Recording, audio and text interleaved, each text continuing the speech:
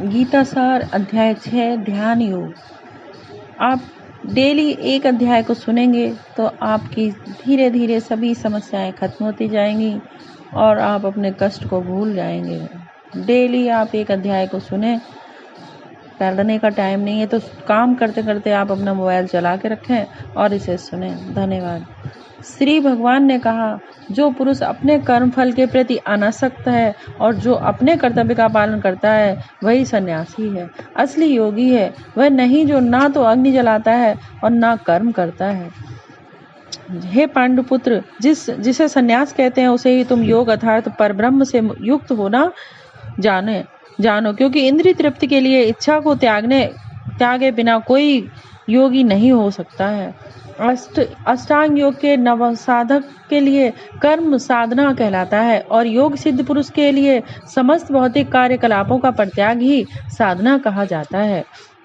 जब कोई पुरुष समस्त भौतिक इच्छाओं का परित्याग करके ना तो इंद्रिय तृप्ति के लिए कार्य करता है और ना ही सकर्मों में प्रवृत्त होता है तो वह योग रूढ़ कहलाता है। मनुष्य को चाहिए कि अपने मन की सहायता से अपना उद्धार करे और अपने को नीचे ना गिरने दे। यह मन बुद्धि जीव का मित्र भी है और शत्रु भी है। जिसने मन को जीत लिया है उसके लिए मन सर्वश्रेष्ठ मित्र है, किंतु जो ऐसा नहीं कर पाया उसके लिए मन सबसे बड़ा शत्रु है। जिसने मन को जीत लिया है, जिसने पहले ही परमात्मा को प्राप्त कर लिया है, क्योंकि उसने शांति प्राप्त कर ली है, ऐसे पुरुष के लिए सुख दुख सर्दी गर्मी एवं मान अपमान एक से है। वह व्यक्ति आत्म साक्षात्कार को प्राप्त तथा योगी कहलाता है, जो अपने अर्जित ज्ञान तथा अनुभूति से पूर्णतः संतुष्ट रहता है। ऐसा व्यक्ति अध्यात्म को प्राप्त तथा जितेंद्रिय कहलाता है। वह सभी वस्तुओं को, चाहे वे कंकड़ हो, पत्थर हो या फिर सोना, एक समान देखता है। जब मनुष्य निष्कपट हितैषियों, प्रिय मित्रों, तटस्थों, मध्यस्थों, ईर्ष्यालुओं, शत्रुओं तथा मित्रों, पुण्यात्माओं, पापियों को समान भाव से देखता है तो वह और भी उन्नत माना जाता है। योगी को चाहिए कि वह सदैव अपने शरीर, मन तथा आत्मा को परमेश्वर में लगाए, एकांत स्थान में रहे और बड़ी सावधानी के साथ अपने मन को वश में करे। उसे समस्त आकांक्षाओं तथा संग्रह भाव की इच्छाओं से मुक्त होना चाहिए। योग अभ्यास के लिए योगी एकांत स्थान में जाकर भूमि पर कुशा बिछा दें और फिर उसे मृगशाला से ढकें तथा ऊपर से मुलायम वस्त्र बिछा दें।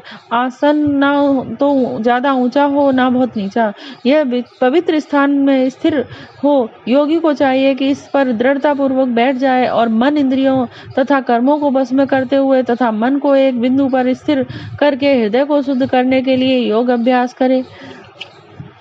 योग अभ्यास करने वाले को चाहिए कि वह अपने शरीर, गर्दन तथा सिर को सीधा रखे और नाक के अगले सिरे को दृष्टि लगाए। इस प्रकार वह अविचल तथा दामित मन से भय रहित विषय जीवन से पूर्णतः मुक्त होकर अपने हृदय में मेरा चिंतन करे और मुझे ही अपना चरम लक्ष्य बनाए।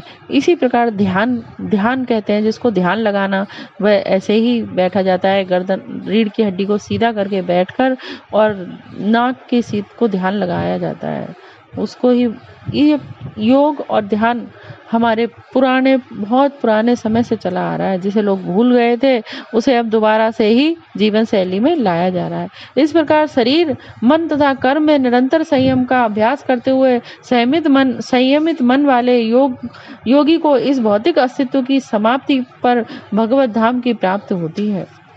हे अर्जुन, जो अधिक खाता है या बहुत कम खाता है, जो अधिक सोता है अथवा जो पर्याप्त नहीं सोता, उसकी योगी बनने की कोई संभावना नहीं है। जो खाने, सोने, आमोद प्रमोद तथा काम करने की आदतों में नियमित रहता है वह योग अभ्यास द्वारा समस्त भौतिक कलेशों को नष्ट कर सकता है। जब योगी योग अभ्यास द्वारा अपने मानसिक कार्यकलापों को बस में कर लेता है और अध्यात्म में स्थिर हो जाता है अर्थात समस्त भौतिक इच्छाओं से रहित हो जाता है, तब वह योग में स्थिर कहा जाता है। जिस प्रकार वायु रहित स्थान में दीपक हिलता जुलता नहीं, उसी तरह जिस योगी का मन बस में होता है वह आत्म तत्व के ध्यान में सदैव स्थिर रहता है।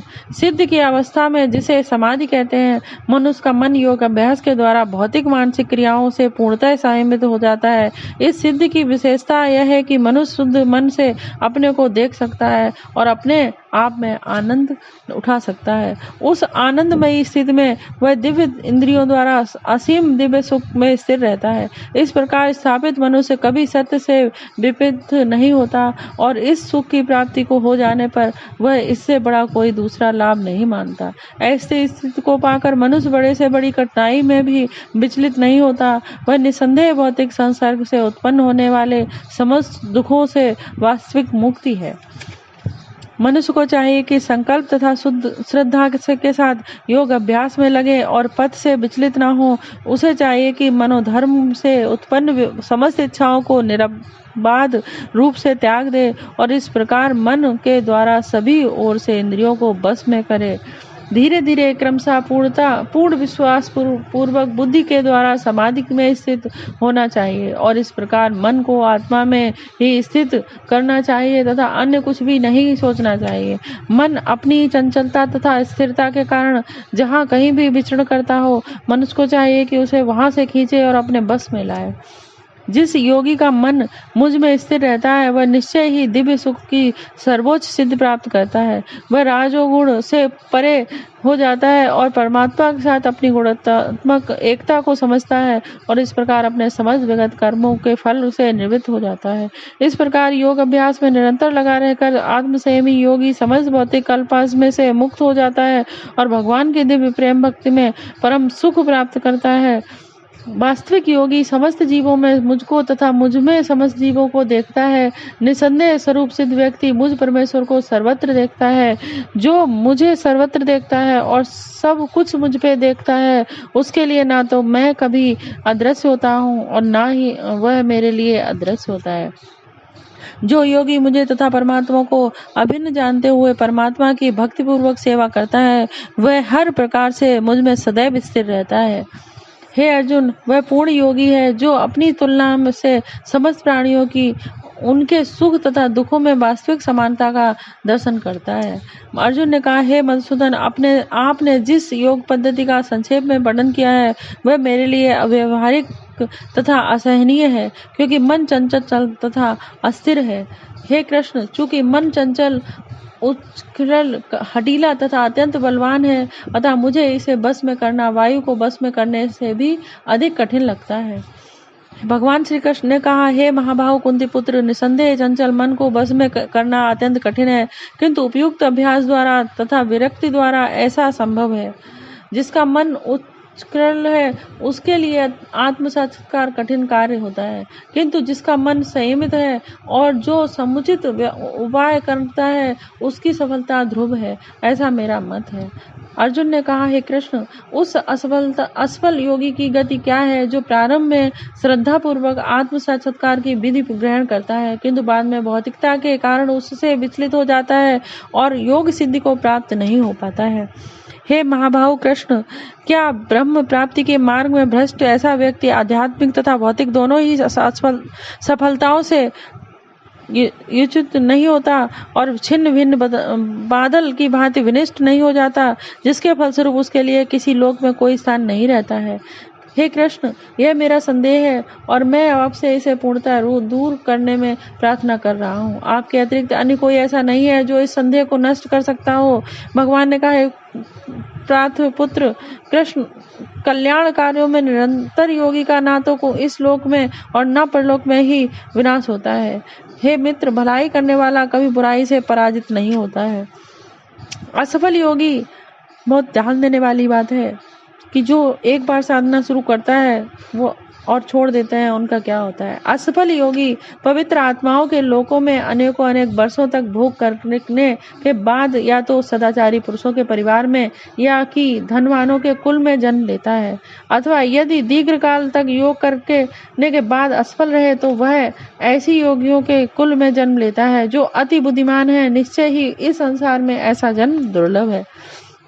हे कुरुनंदन, ऐसा जन्म पाकर वह अपने पूर्व जन्म की देवी चेतना को पुनः प्राप्त करता है और पूर्ण सफलता प्राप्त करने के उद्देश्य से वह आगे उन्नति करने का प्रयास करता है। अपने पूर्व जन्म के देवी चेतना से वह ना चाहते हुए भी स्वतः योग के नियमों की ओर आकर्षित होता है। ऐसा जिज्ञासु योगी शास्त्रों के अनुष्ठानों से परे स्थिर होता है।